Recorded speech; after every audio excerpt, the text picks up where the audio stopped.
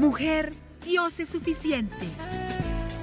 Hechos de impacto relatados por personas que testifican del poder que Jesucristo tiene para sanar, liberar y cambiar vidas. Atrévete a creer y recibe tu milagro. Porque mujer, Dios es suficiente.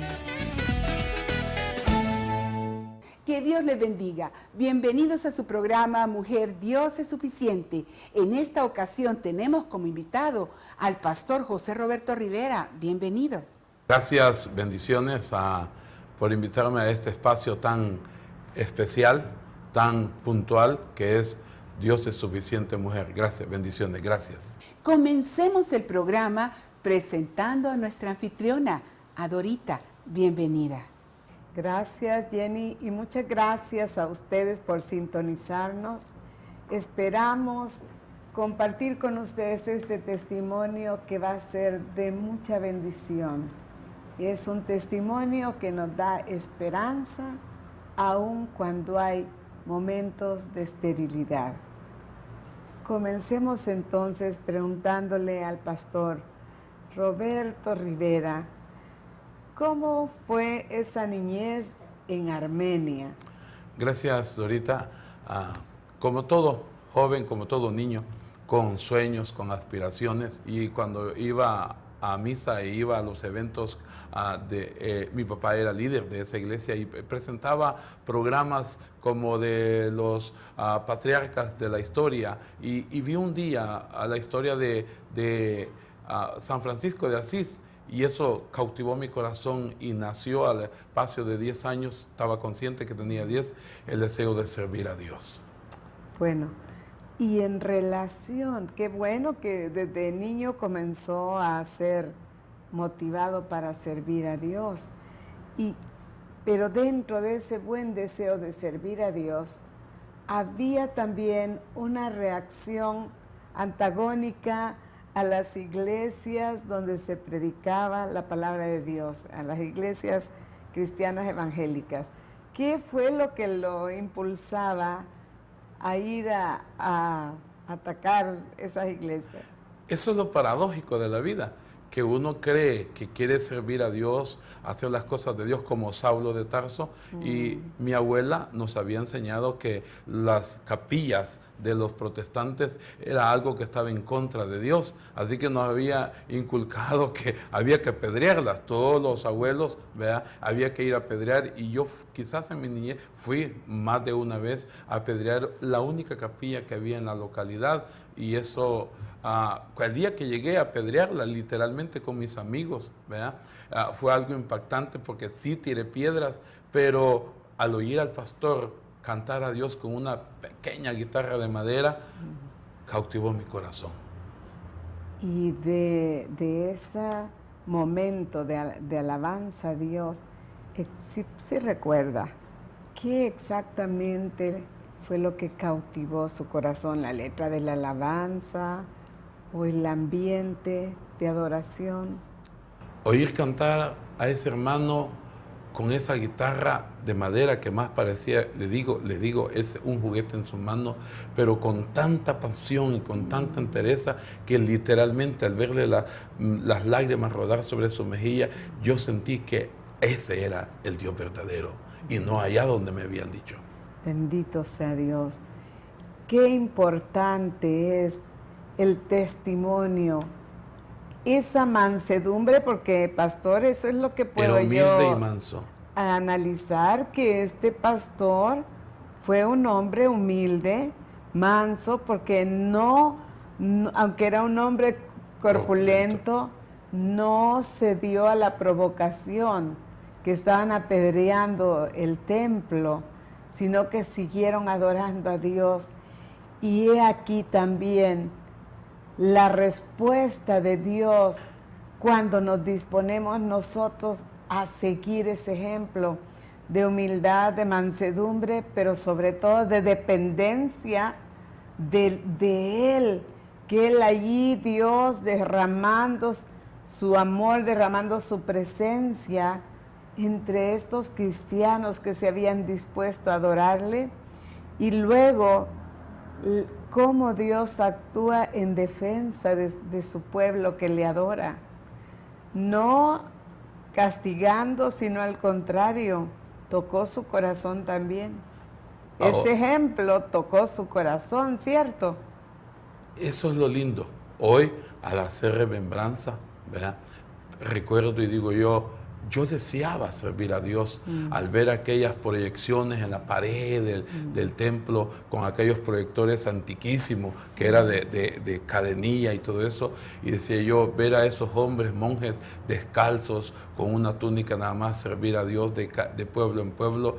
Y cuando vi a ese pastor, no sabía yo que era humildad, no sabía yo que era sencillez, pero ese hombre vivía el evangelio verdadero, lo vivía, a pesar de que todo el pueblo quizás le iba a apedrear, y yo fui uno de ellos, pero Dios me llamó, hoy digo, como Saúl, equivocadamente creyendo que estaba haciendo lo correcto, defendiendo a Dios, siguiendo a la gente del camino, así estaba yo, pero Dios me tocó.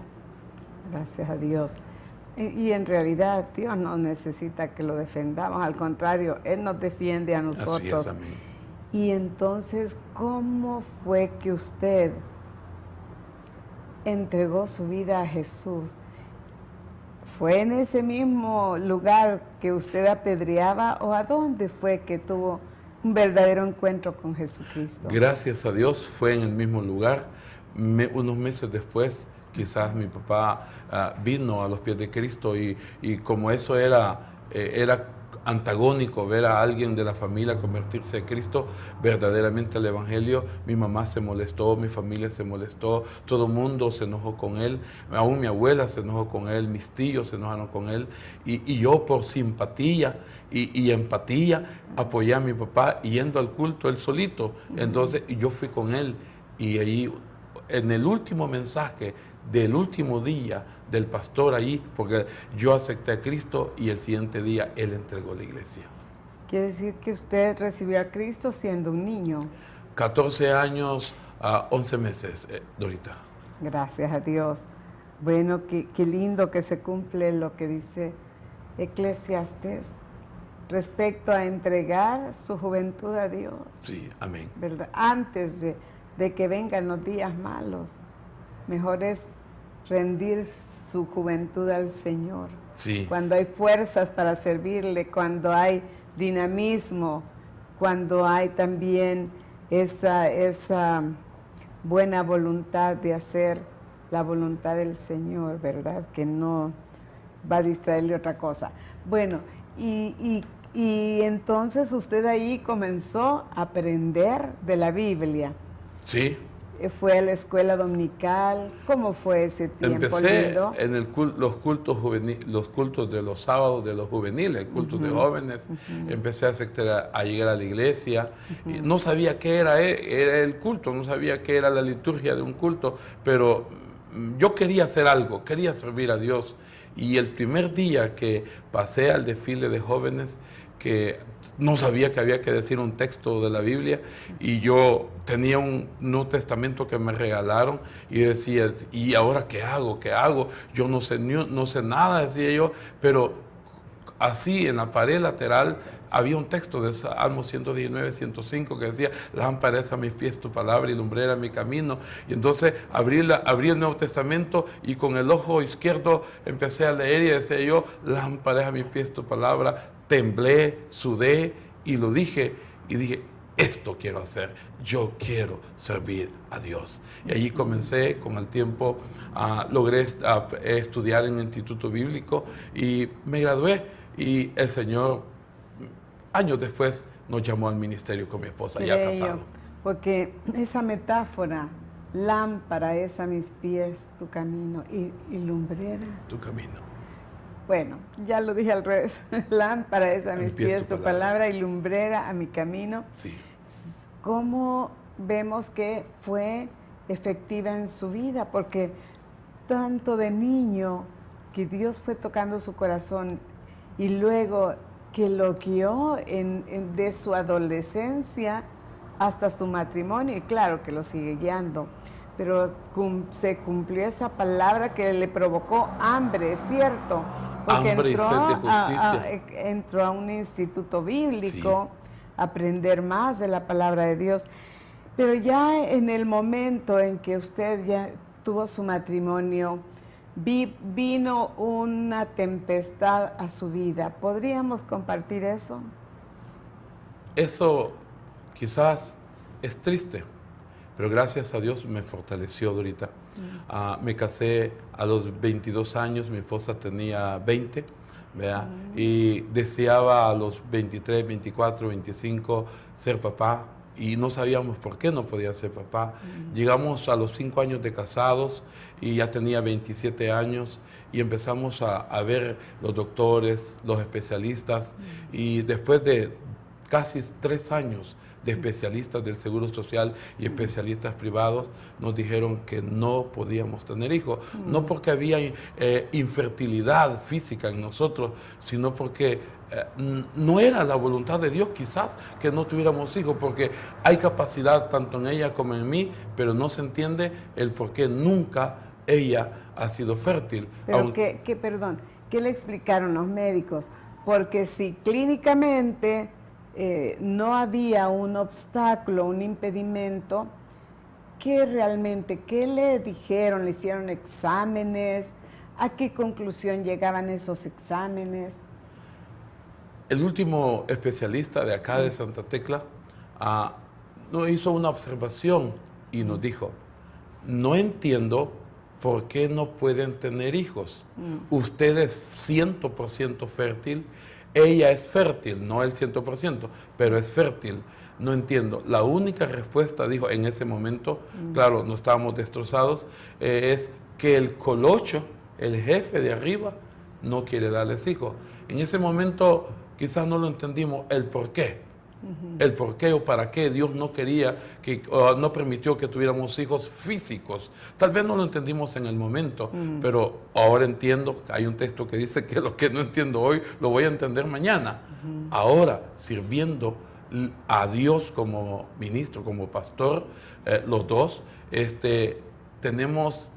Dios nos ha bendecido con hijos espirituales, tanto dentro del país como fuera del país, en Centroamérica y en los Estados Unidos. Pero volviendo al punto, recuerdo que fuera de cámaras, usted me había contado que algo pasó, algo sucedía en la sangre. Sí, sí.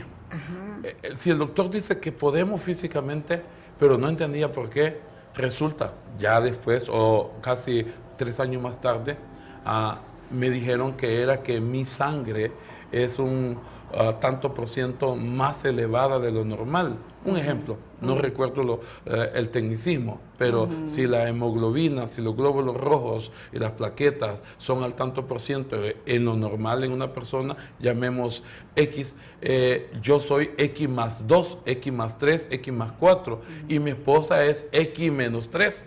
Entonces, por decirlo así, entonces, aunque ella es fértil, pero su sangre es débil, su óvulo es débil y mi naturaleza es tan fuerte que cuando se une, literalmente mi naturaleza le quita la vida al óvulo de mi esposa, porque es muy fuerte.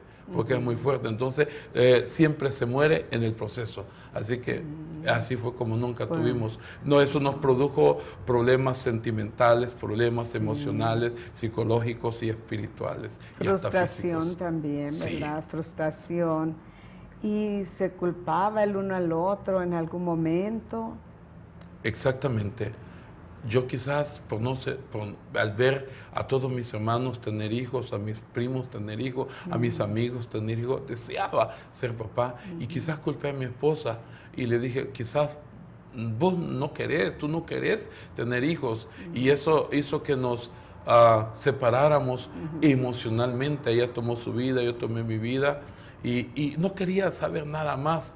Que llegó un momento que literalmente quería matarme. Quería suicidarme porque no podía ser papá. Era tan fuerte el anhelo de ser padre y la frustración que contempló el suicidio. ¿Y cómo superó ese deseo de morir, de suicidarse? Porque tal vez, perdón, pastor, tal vez haya alguien a través de los medios que esté igual enfrentando una frustración, tal vez por problemas académicos, por problemas de infertilidad, como en el caso de ustedes, o cualquier otro tipo de situación, una quiebra financiera, y esté contemplando el suicidio. Entonces es tan importante esto que va a decir usted. ¿Cómo pudo superar ese sentimiento de suicidio? Esto es lo especial, Dorita. Estábamos en la iglesia, éramos líderes de la iglesia, era copastor de la iglesia, sirviendo a la iglesia, sirviendo a Dios, trabajando con los jóvenes y con toda la iglesia en general, pero había una insatisfacción. Creí que el dinero podía llenar ese vacío, dependía de las finanzas y creí que todo se podía solucionar así, pero fue imposible. Llegué a tener cosas materiales y le decía a mi esposa, tal vez esto suple ese espacio, pero no fue así. Hasta llegamos a un punto de quiebre, así literalmente, que topamos los dos y tomamos una decisión. Y le dije al pastor, permítame por 3 días ausentarme de la iglesia, y nos encerramos como pareja, oramos durante 3 días y 3 noches, ayunamos, y créame, estimada audiencia, que es difícil para un hombre no ser papá. Tener la economía, tener esto, tener casa, tener carros, no es lo suficiente. Tener profesión no es lo suficiente, porque hay un vacío en uno. Y lo triste es esto, Dorita. Estaba en la iglesia, pero había ese vacío.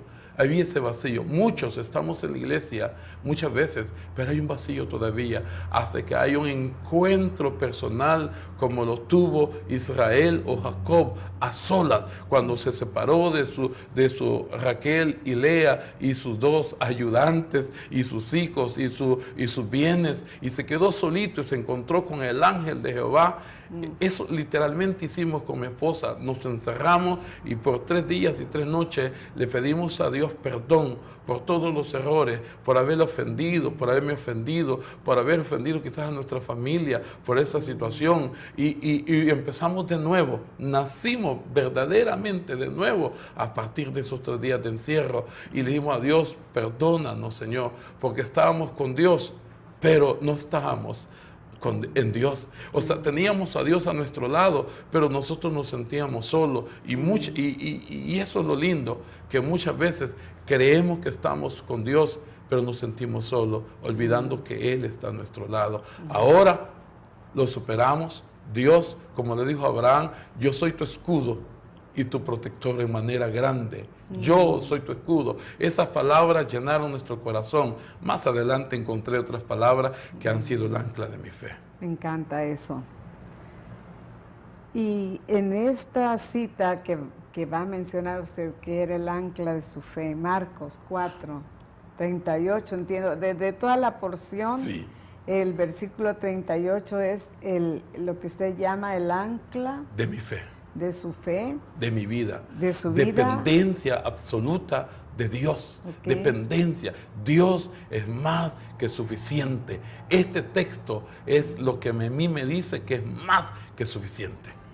Y les voy a leer lo que dice el texto del versículo 38 del capítulo 4 del Evangelio según San Marcos.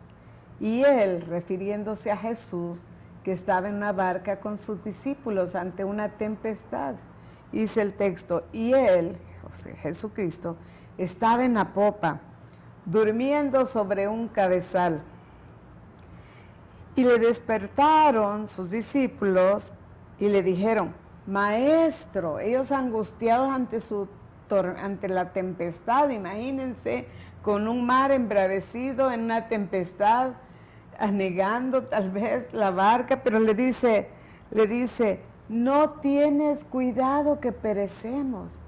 Quizá alguien esté ahí diciéndole, adiós, Señor, mira, yo ya estoy a punto de terminar con mi vida. ¿Acaso no pensás en mí? ¿Por qué no me contestas? Si realmente existes, ¿por qué no me contestas? Esa es la pregunta.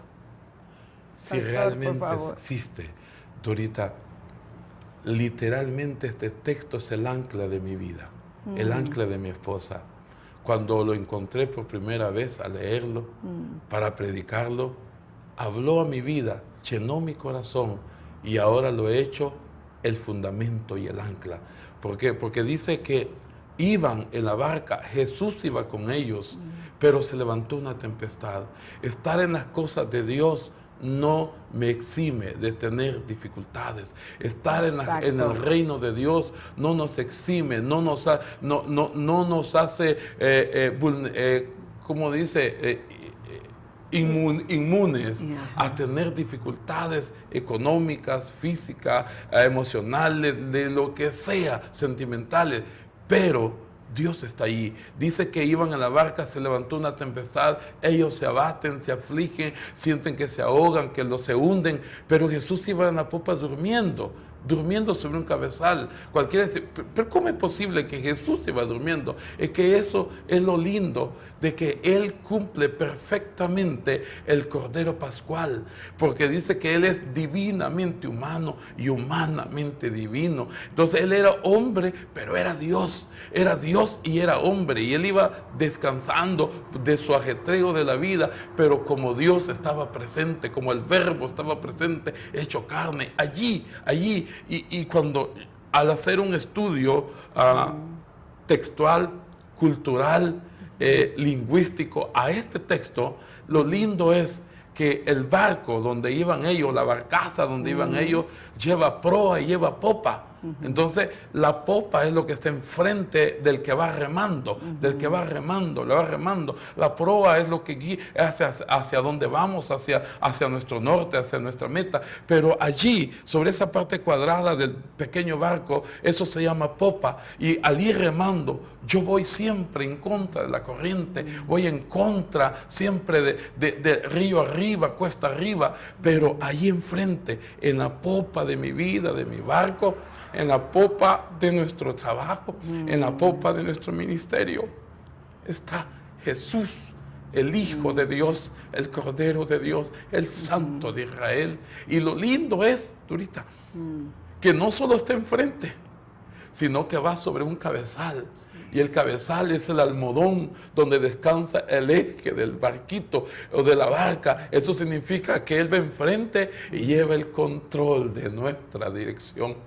Él lleva el control, Él toma cuidado de nuestra vida en la tempestad, en aquellas tempestades que rugen cada vez más fuerte y que ya te dejas sin fuerzas.